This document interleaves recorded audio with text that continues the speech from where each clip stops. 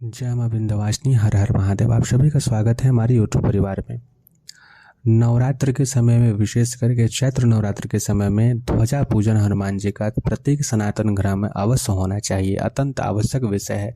अभी के समय में भी लोग दिग्भ्रमित रहते हैं और विशेष करके शहरों में लोग ध्वजा पूजन इत्यादि कहीं कहीं नहीं करते हैं, या लोग आधुनिकता की होड़ में आगे निकल गए हैं तो नहीं करते हैं।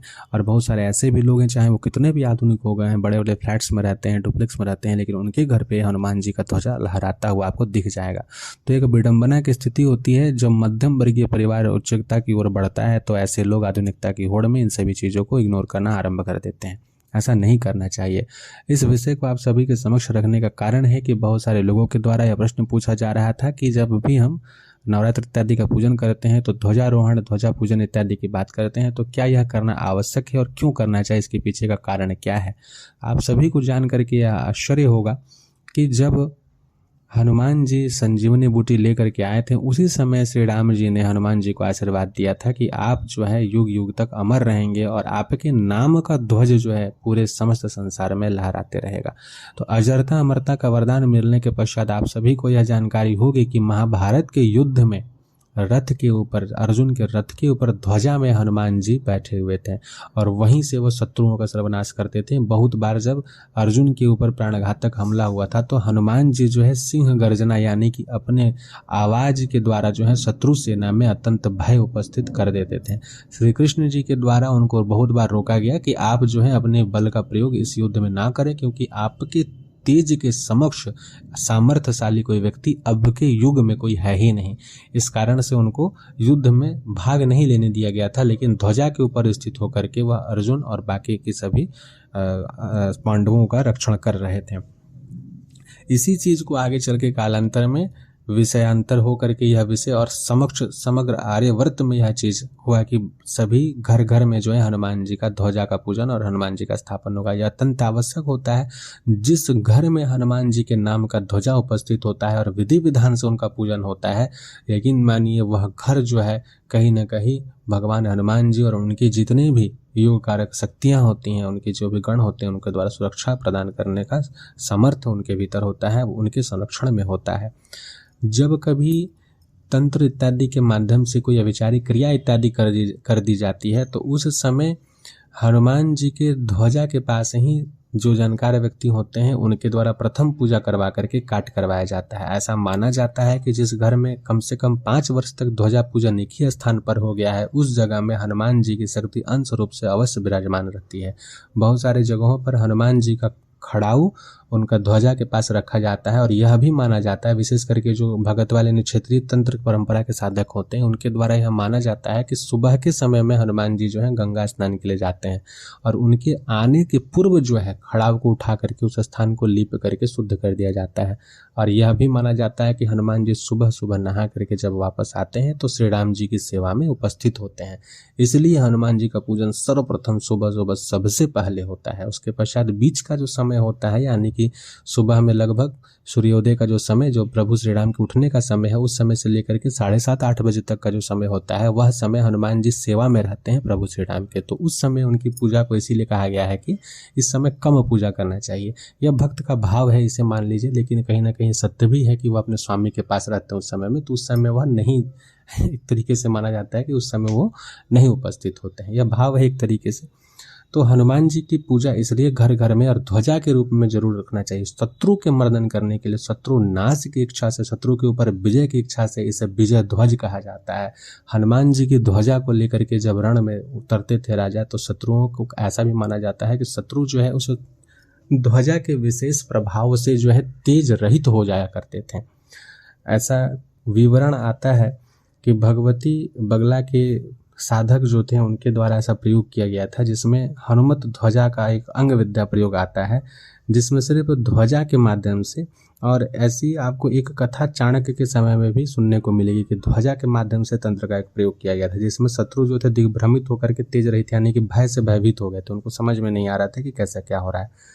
भले ही ये बात सुनने के लिए कथा है, लेकिन कहीं ना कहीं इसके पीछे जो है सनातन संस्कृति का एक उत्कृष्ट तंत्र का प्रयोग रहा है और इसलिए ही हनुमान जी की ध्वजा का इतना महत्व है। प्रत्येक घर में उसका स्थान जरूर होना चाहिए।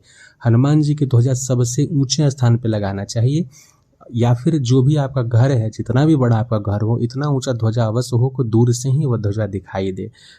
रंग जो है ध्वजा का आप अपने घर के रंग के अनुसार उसका चयन कर सकते हैं, लाल हो, नारंगी हो या पीला हो। राम जी का नाम ध्वजा पर लिख करके उसे उसके पश्चात चढ़ा जाता है। विधि विधान कैसे होता है, इसमें हरा बांस का जो वृक्ष होता है उसकी लकड़ी का प्रयोग किया जाता है, बांस का प्रयोग किया जाता है।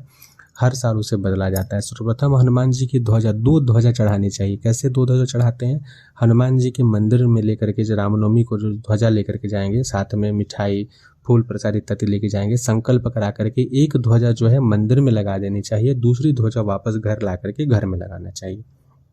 घर में या तो ठीक बीच के स्थान में लगाते हैं, अगर फ्लैट वगैरह है तो एकदम सामने में कहीं पे बांध देना चाहिए, तुलसी जी के पास लगाना चाहिए।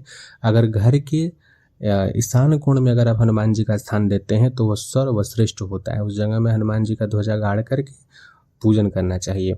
एक बात का विशेष ध्यान रखें, यह क्षेत्र अनुसार हालांकि है, लेकिन ऐसा कहा जाता है कि हनुमान जी का ध्वजा जो है, जो रोपण होता है, यानी कि बांस को उठा करके जो भूमि में रोपा जाता है, लगाया जाता है, ध्वजारोपण होता है, वह विवाहित पुरुषों के द्वारा ही गृहस्थ आश्रम में होता है। जो कुंवारे होते हैं, अविवाहित होते हैं, उनके द्वारा नहीं किया जाता है। यह क्षेत्र अनुसार अलग अलग हो सकता है, जैसा मैंने देखा, सुना है और किया जाता है, उस अनुसार यह बात आप सभी के समक्ष में रख रहा हूँ।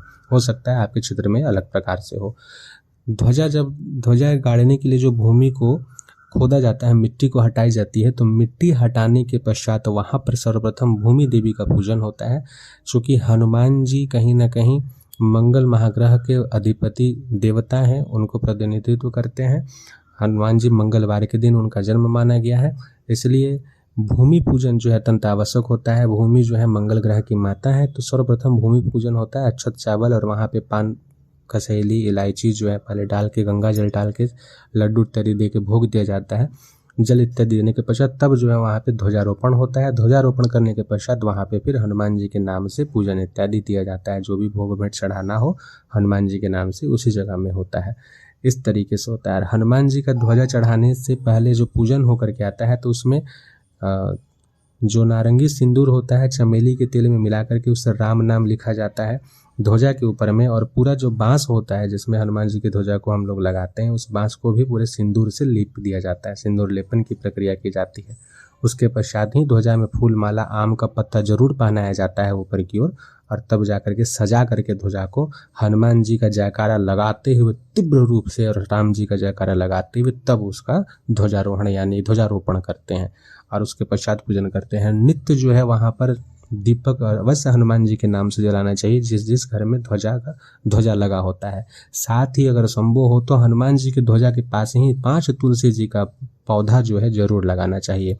तुलसी जी के पौधा रहने के कारण, या केला का वृक्ष अगर वहाँ रहता है, तो कहा जाता है कि हनुमान जी की उपस्थिति वहाँ अत्यधिक मात्रा में होती है, यानी कि वो प्रसन्न, शांत, सौम्य रहते हैं तथा घर का रक्षण अवश्य करते हैं। आशा करते हैं कि आज का ध्वजारोपण का विषय हनुमान जी से संबंधित आप सभी को अच्छा लगा होगा, और आप सभी सनातन बंधु अगर आप नहीं करते थे तो इस वर्ष से अवश्य ही रामनवमी के दिन या फिर चैत्र पूर्णिमा के दिन, इन दोनों में से किसी एक तिथि को, विशेष रूप से मैं कहूँगा कि रामनवमी के दिन जो है अवश्य ध्वजा पूजन कीजिए हनुमान जी का, और अपने घर में ध्वजारोपण कीजिए। प्रत्येक दिन जो है रात्रि का, शाम काल के समय में वहाँ तुलसी जी को स्थापित कर दीजिए, और वहीं पर जो है तुलसी जी का दीपक और हनुमान जी का दीपक, चाहे तो एक ही दीपक जलाएं लेकिन जरूर जलाएं, जिससे कि हनुमान जी की कृपा आपके घर परिवार पे बनी रहे। यह अत्यंत आवश्यक होता है।